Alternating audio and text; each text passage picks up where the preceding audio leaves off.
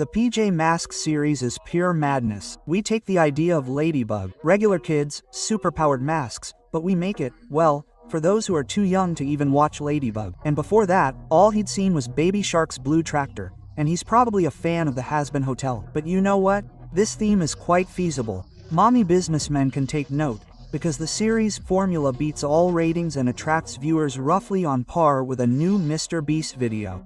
And all because Disney featured these guys. And if Disney shows you, you're a priori going to be popular, as confirmed by the series Prikoli na Rezveniki, Funny Recess. But unlike normal Disney cartoons, PJ Masks was shown as part of the Uznavika, recognizable block. Remember how you used to sit in the morning, expecting normal cartoons, and instead they sell you this daily matinee at kindergarten. But whatever one may say, denying the animated series' success is pointless. It boasts a legion of young fans from Moscow to New York, and, surprisingly, it's incredibly popular in the Middle East and North Africa, particularly Saudi Arabia and Egypt.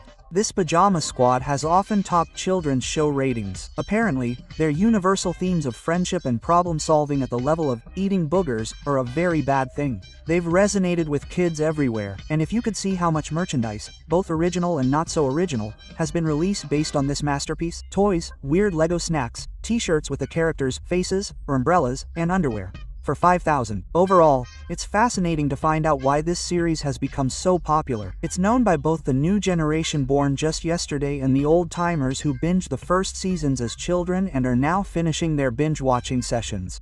The opening theme song still occasionally pops into my head. Anyway, we need to investigate urgently and find out what's going on. There are clearly dark forces at play here. That's exactly what we'll be doing today. So, everyone, hello, this is Komelik. And let's get going. Okay, let's recap the plot of the animated series. There are three kids, Connor, May, and Greg, who transform their pajamas into superhero costumes.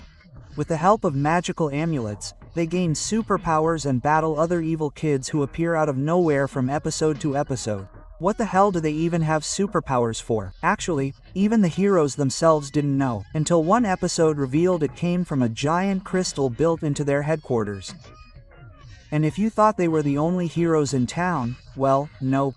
As the series progresses, we meet other kids in animal costumes. There are only two possibilities as to what's going on. Either the guys are having a slumber party that's gone on way too long, or there's a mental institution somewhere in town with incredibly poor security that can't even keep the most insane kids in line. The villains the main characters fight, especially the bloke Romeo, don't have particularly complex motivations. They often commit crimes not for any personal gain, like power or wealth, but out of pure spite. A desire to ruin everyone's nights or assert themselves in the most stupid way. It's some kind of absolute, almost pathological obsession with ruining everyone's mood or proving themselves to the other preschoolers that they're the smartest. The villains' abilities are no less insane than their motivations. Let's say our pajama-clad team's main enemies are Meet Romeo, the genius of the bunch, who's like a Doofenshmirtz in every episode, inventing ever more complex inventions to pull off some kind of nasty trick, and Moon Girl, who's not just some alt with a boomerang, but a real wacko. Only instead of a flying mortar, she has a flying skateboard. Whoopee flex flex flex. She can use the power of the moon in a variety of terrifying ways. Like, make everyone sleepy or something like that. And finally, the most guy of this bunch, Night Ninja. His superpower is that he's just a dumb ninja, who doesn't even get normal abilities until much later in the story. But he has minions called Ninjalines. Regular ninjas who speak the language of minions. We don't know who they are or where they came from. They simply exist, like the laws of physics or taxes. Accept it, the heroes have everything they need to confront such a powerful criminal group. For example, their own 3-story headquarters, various vehicles. And we don't know where these little kids got it or who's sponsoring them. Their parents, pajama industry insiders, maybe a foreign government. Yeah, I'd keep an eye on them. But the question remains, because later in the story, these guys get even cooler cars and a space. Why didn't I have this when I was 6? Although, I think if I'd lived the same lifestyle as these guys as a child, I definitely would have gotten a real beating from my mom. Just imagine, 3 6-year-olds sneaking out of the house every night to fight criminals. From a reality standpoint, it's a real parenting nightmare. A blatant security threat with these night streets and robot villains, a violation of basic needs. Well, they need to sleep to go to school in the morning, and the sheer irresponsibility of such behavior is simply terrifying. It's even scary to think that they do this systematically, and adults don't notice. The very premise of the series is a ready-made scenario for some kind of sham, they say. And so these kids fight each other in the city, and the city sleeps like the dead. There are no police, no surveillance cameras, silence. It's as if incognito mode is activated during their nocturnal squabbles. No one except the superpowered kids themselves knows about the existence of these heroes. Not the neighbors, not the parents, no one. It's some kind of parallel reality within the city. The villains repeatedly cause massive destruction, demolishing buildings, destroying bridges, destroying roads, unleashing giant robots that wipe out everything in their path. Pure trash content worthy of a separate Telegram channel. But the next morning, the city is spotless again, as if Livia Kerman had done some work there. The complete disregard for the victims, the devastating financial losses, and even the townspeople's reactions creates a strange, almost frightening atmosphere of a ghost town. When does the rubble disappear? Who rebuilds the streets? Are the residents blind or stupid? There are far more questions than answers. In several episodes of the series, people appear at night. It's either Halloween, or the entire town has been possessed. Except that every night the lights are on in the rooms, which means there's someone there. As you can imagine, nothing in this cartoon makes sense. But did you think about such things as a child? Back then, even such simple plots were quite enjoyable. I don't see much point in complaining or nitpicking the seriousness of a children's cartoon. So, it's quite funny to read the reviews of real mothers who have faced the horrific consequences of this idiotic cartoon. Here, for example, is a user with the nickname Superma sharing her experience. After some time, I began to notice that after watching PJ Masks, my child began to behave inappropriately. My child was particularly impressed by the so-called Catboy. My son began to imitate him. One day, he took a pen and painted stripes on his legs and arms, and once even scratched the same stripes with a nail file. He constantly says he's FM Catboy. He started throwing wild tantrums because he doesn't want to be human. Every day, he shakes this character's costume off our faces. In short, it's terrible. It's like a different child. Yeah, it's as if the dark forces of Heroes and Masks kidnapped a real child and foisted this terrifying Catboy on you. After all, children had never pretended to be characters before. No one wrapped themselves in a sheet like a ghost. No one pranced around with a stick pretending to be a knight. No one drew a mustache like Charlie Chaplin. A completely new form of child behavior, provoked solely by this damn cartoon. Another review simply states the fact. I've seen children at playgrounds who are also captivated by the characters. It's clearly visible. It looks like zombification.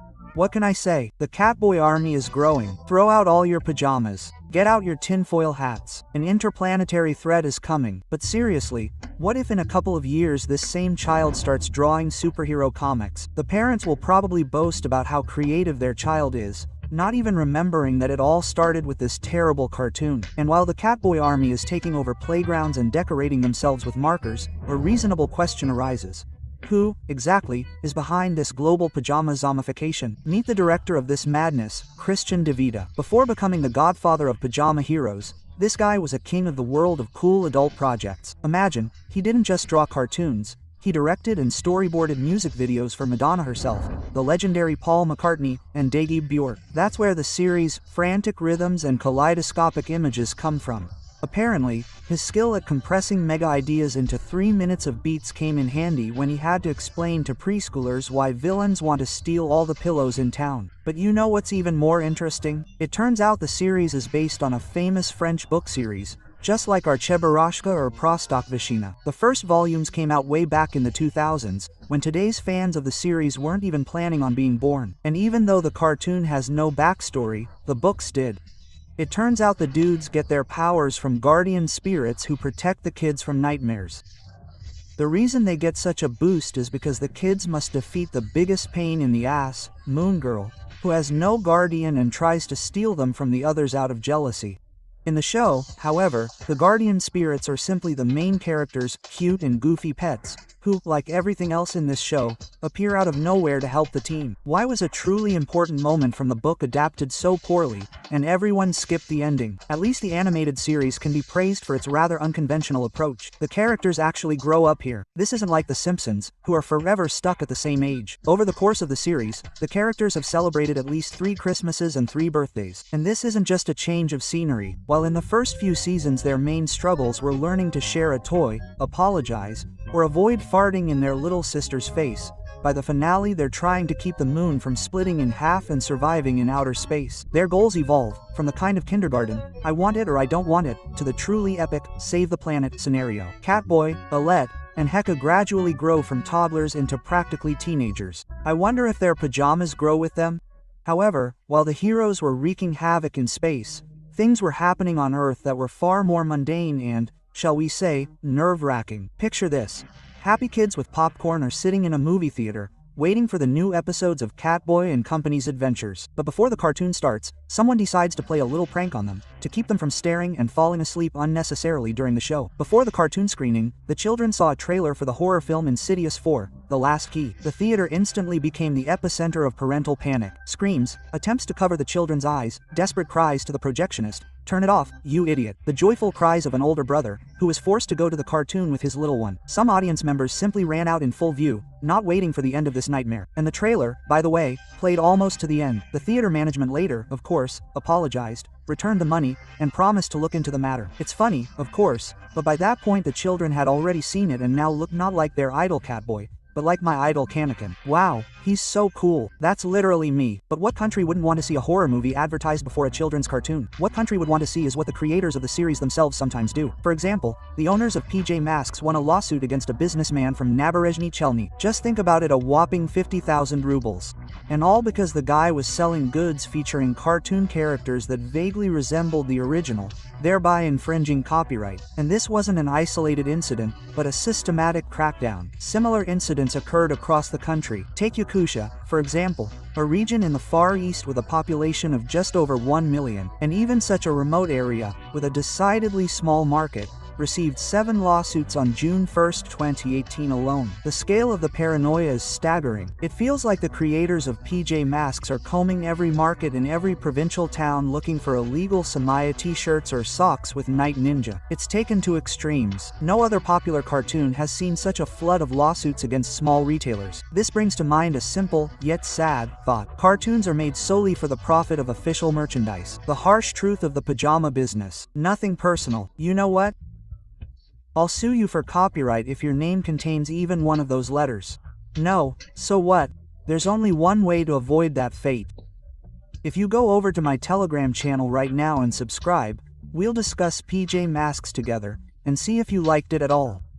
I'll also share a scary theory about that show. After all, it seems the series is cursed. I also highly recommend you check out my other videos. And this was Kamelik. Bye everyone.